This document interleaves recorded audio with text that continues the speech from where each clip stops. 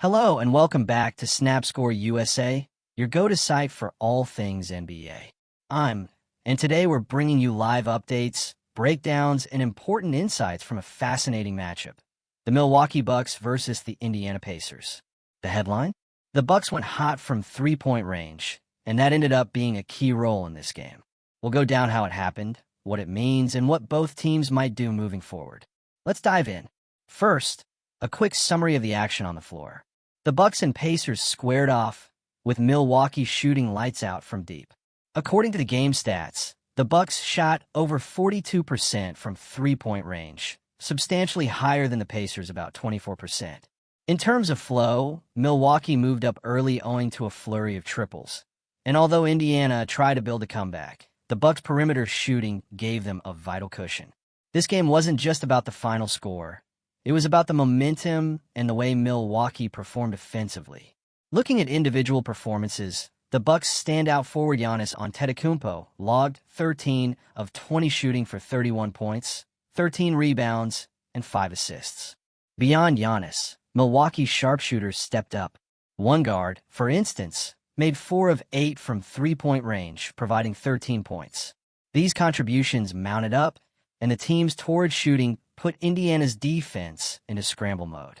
On the Pacers side, Pascal Siakam scored an amazing 32 points on 11 of 24 shooting, but Indiana's outside shooting lagged. Hitting just about 24% from deep, they couldn't match Milwaukee's rhythm, leaving them scrambling in the second half. Despite their best efforts, rebounding, running sets, and trying to create open looks, they couldn't close the gap. The difference, of course, was Milwaukee's three-point shooting. When a team shoots over 40% from deep, it changes the dynamic of the game totally. Defenders have to stretch out, leaving paths open for drives, cutbacks, and second-chance opportunities. The Bucks created space, moved the ball effectively, and capitalized on Indiana's defensive errors. Confidence also played a huge influence. The first few made threes sparked the bench, invigorated the crowd, and put psychological pressure on Indiana. Meanwhile, when the Pacers' shots didn't fall, their offense stalled, creating a growing imbalance. The margin from three-point shooting isn't just about points. It's about leverage, momentum, and breathing room in a tight battle. Milwaukee's hot streak wasn't a fluke. They paired excellent shot selection with strong ball movement, which resulted to open looks from beyond the arc. The squad didn't rely entirely on isolated plays. Instead, they performed rotations, kickouts, and space that provided high-percentage opportunities. Confidence also fed on itself. As the initial shots went in, the green light extended, allowing shooters to assault with more freedom. And it wasn't just Giannis. Role players contributed critical points, pushing Indiana to cover more ground and generating additional opportunities for their teammates. Matchup exploitation was also essential. Milwaukee penalized poor rotations and overhelping players, transforming defensive blunders into high-value three-point points. Indiana, however, still had opportunities. Their inside-out play, led by Siakam, demonstrated skill and fundamentals. But allowing more than 40% from three is an issue at this level. Whether due to late closeouts, slow rotations, or tactical blunders, the Pacers' perimeter defense offered holes that Milwaukee exploited. Offensively, Indiana had to adjust for missed outside shots, focusing on post-play and second-chance opportunities. While they tried to adjust, they couldn't totally bridge the divide. Momentum shifts further hampered their game plan. As Milwaukee nailed consecutive threes, Indiana struggled to counter effectively, showing the problem of being aggressive when an opponent gets hot from beyond the arc. This game also has bigger consequences for the season. For the Bucks, this kind of performance from three-point range is encouraging.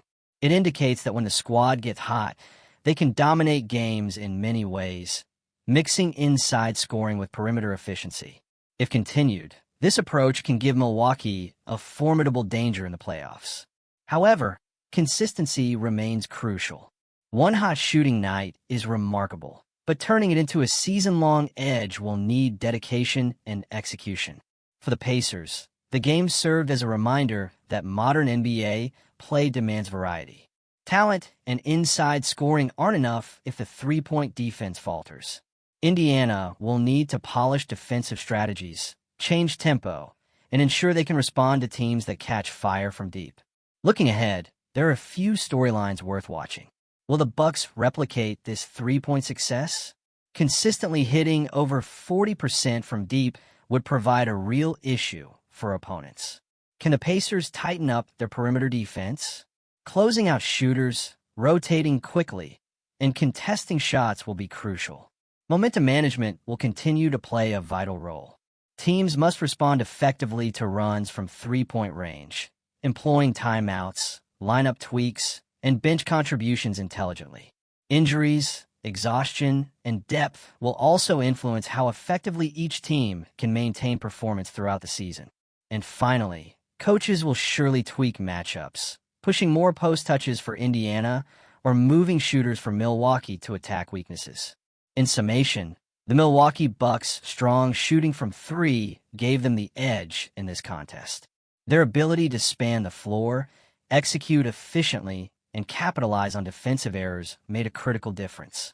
The Indiana Pacers fought hard, exhibiting skill and effort, but their poorer three-point shooting and defensive gaps allowed Milwaukee to gain the upper hand. For fans and experts, the message is clear. When the Bucks get hot from beyond the arc, they are impossible to stop. For the Pacers, the lesson is similarly clear. Perimeter defense and adaptation are key against teams with superior shooting capability. Thanks for stopping in to SnapScore USA for our coverage of the Bucks versus Pacers clash. If you love this deep dive, press the like button, subscribe, and ring the notification bell so you never miss an update. Drop a comment and let us know. Do you believe the Bucks can maintain this three-point shooting tendency, and can the Pacers change to defend more effectively in the future? We'll be tracking both teams throughout the season to see how these storylines develop. I'm Hostname, and we'll catch you next time for more NBA news.